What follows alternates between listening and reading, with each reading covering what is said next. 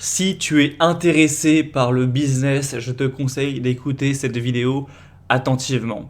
On va parler du lien entre chance, entre hasard et réussite dans le business. Est-ce que au final, le fait de réussir un business, c'est pas principalement de la chance, du hasard, et qu'au final, ceux qui sont milliardaires ou millionnaires et qui ont réussi dans leur business, et moi y compris, on n'est pas juste certains individus qui ont eu de la chance, qui ont trouvé la bonne idée au bon moment, qui sont entrés dans un truc par hasard et du coup qui ont cartonné parce qu'ils, avec un concours de circonstances, ont été là au bon moment tout simplement et que c'est pas spécialement ni du travail ni de l'intelligence, que c'est surtout une affaire de chance. Eh bien, tu vas peut-être être surpris, mais la réponse à cette question, selon moi, c'est assez proche du oui. Effectivement, ceux qui réussissent beaucoup dans le business, on ne parle pas du mec qui est freelance, développeur freelance et qui gagne sa vie. On parle vraiment d'un entrepreneur qui va exploser ses revenus, gagner bien plus que 10 000 € par mois. Moi, dans ce cas-là, je pense que oui, il y a une part quand même de chance. Alors bon, déjà, la chance d'être né dans un pays riche en général, d'être né pas trop con, etc., pas trop flemmard, bon, ça, bref, hein, la génétique.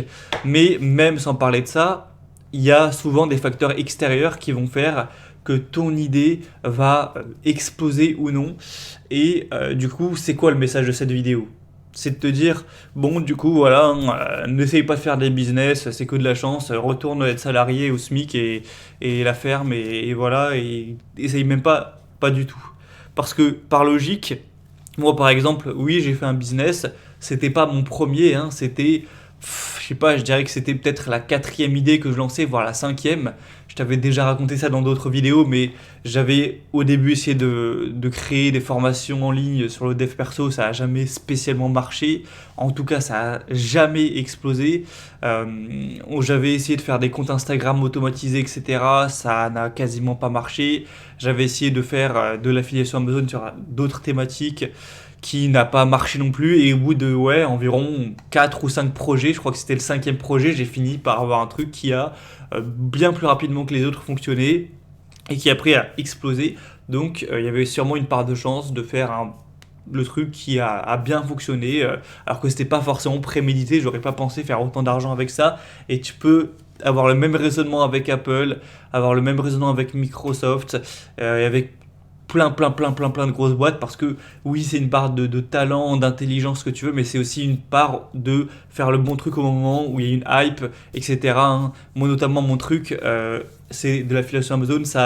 J'ai créé le truc juste avant le confinement, peut-être 4-5 mois avant le premier confinement, donc forcément, je me suis positionné sur une vague sans savoir qu'elle allait être déferlante, et ça a doublé beaucoup plus rapidement. Enfin bref, je vais pas te raconter mon histoire en détail, hein. Mais du coup, voilà, pour concrétiser, oui, c'est vrai, je vais pas faire le mec qui dit non, c'est que du travail dur, c'est que du travail acharné, c'est que du mérite dans la vie.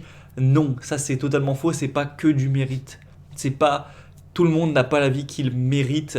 C'est pas aussi simple que ça, hein. Les gens qui naissent, qui ont une maladie grave, ils le méritent peut-être. Bah non, ils le méritent pas et pourtant c'est comme ça. Et les gens qui naissent, qui tout leur réussit, qui gagnent l'euro million, est-ce qu'ils méritent d'avoir 100 millions? Bah non, ils méritent pas et pourtant ils les ont. Donc bref. Oui, il y a de la putain de chance, c'est vrai. Je suis pas en train de te raconter des âneries aujourd'hui. Mais le truc, c'est que imagine le mec qui, du coup, de par ce raisonnement, se dit bon, c'est une affaire au moins en partie de hasard, vas-y, c'est bon, je vais pas me faire chier, tant pis, je lance pas de business. Le mec qui lance pas de business, qui ne lance aucun projet, même si c'est effectivement une affaire de chance, imaginons, pour avoir de la chance que son projet explose, faut déjà avoir un projet. Faut déjà avoir un projet qui existe pour que peut-être il y a une hype sur ta niche et du coup t'exploses, voilà. Mais si t'as littéralement zéro projet en attente, zéro projet sur lequel tu travailles, par quelle chance tu vas avoir un projet qui explose? C'est 0%. En gros, pour pouvoir surfer une vague de fou, faut déjà être sur sa planche, être dans l'océan et attendre et espérer qu'il y ait une vague. Mais si tu es sur la plage comme ça avec une bière, il peut y avoir la plus grosse vague, tu l'auras pas, hein. Tu n'auras pas le temps de. Alors que la vague elle commence à arriver, tu n'auras pas le temps de mettre ta combi, de prendre ta planche et d'aller surfer. Donc c'est pour ça que je te dis oui, il y a une partie de chance qui joue beaucoup dans le business, mais non, c'est pas une raison pour ne pas te lancer, parce que pour profiter d'une potentielle chance, il faut être sur la vague. Donc moi ce que je te dis c'est si tu as une idée, lance-la, si ça échoue, pivote, si ça échoue, lance un nouveau truc, t'apprendras des trucs sur le chemin, donc t'auras des nouvelles idées, lance toujours des projets, jusqu'à, entre guillemets, peut-être attendre d'avoir de la chance, et c'est un mélange de chance et de talent, parce que tu vas t'améliorer, hein, tu vas t'améliorer en vente, en réflexion business, etc., sur ton parcours, et du coup, chaque nouveau projet, normalement, tu auras plus de probabilité de réussite que le précédent, puisque toi, tu seras devenu meilleur. Et du coup, voilà, c'est ça, c'est se positionner sur sa planche tranquillou, en travaillant dur, mais quand même en espérant aussi qu'on va avoir un peu de chance, parce que forcément, tu lances un seul projet, il n'y a pas beaucoup de probabilité que pile ce projet ait de la chance et marche, mais si tu en lances 7, bah, il y a beaucoup plus de chances, il y a déjà 7 fois plus de chances qu'il y en ait un qui soit dans une hype et qui marche bien, tu vois. Donc multiplie les projets si tant que ça marche pas, et même si en théorie c'est possible, il y a une probabilité que ça marche jamais, ben c'est déjà mieux que rien faire, hein. Parce que tu vois, c'est comme si je te dis, tu préfères avoir 50% de toucher 10 millions ou rien. Peut-être que en prenant 50% de toucher 10 millions, tu n'auras rien, mais il vaut mieux peut-être avoir que être sûr de ne rien avoir. Donc voilà, c'était un message, je pense, assez rationnel à apporter aux aspirants entrepreneurs de voilà, lancer vos projets. Si vous avez de la chance, tant mieux. Si vous n'en avez pas, peut-être que ce sera moins rapide, mais vous pourrez réussir quand même. Et pour potentiellement avoir de la chance, il faut déjà être positionné. Donc c'est peut-être oui une affaire de chance, mais c'est déjà sur les personnes qui ont les couilles de lancer des projets, parce que la grande majorité, ils n'auront jamais les couilles de lancer ne serait-ce qu'un premier projet, et tous les gens que tu croises dans la rue ou presque, ils n'ont jamais lancé vraiment un projet d'entrepreneuriat. Donc dis-toi que si tu lances un premier projet sérieusement, tu es déjà dans une minorité, tu es déjà sûrement dans le top 5% de la minorité qui a déjà eu les couilles de lancer un projet pour sortir du salariat, de la rat race, etc. Donc continue, tu vas apprendre sur le tas. Si tu as la détermination, peut-être que ça finira par marcher, peut-être que tu finiras par avoir de la chance, peut-être que tu seras devenu assez bon pour savoir comment faire et réussir, etc. Donc mon message simple, c'est continue.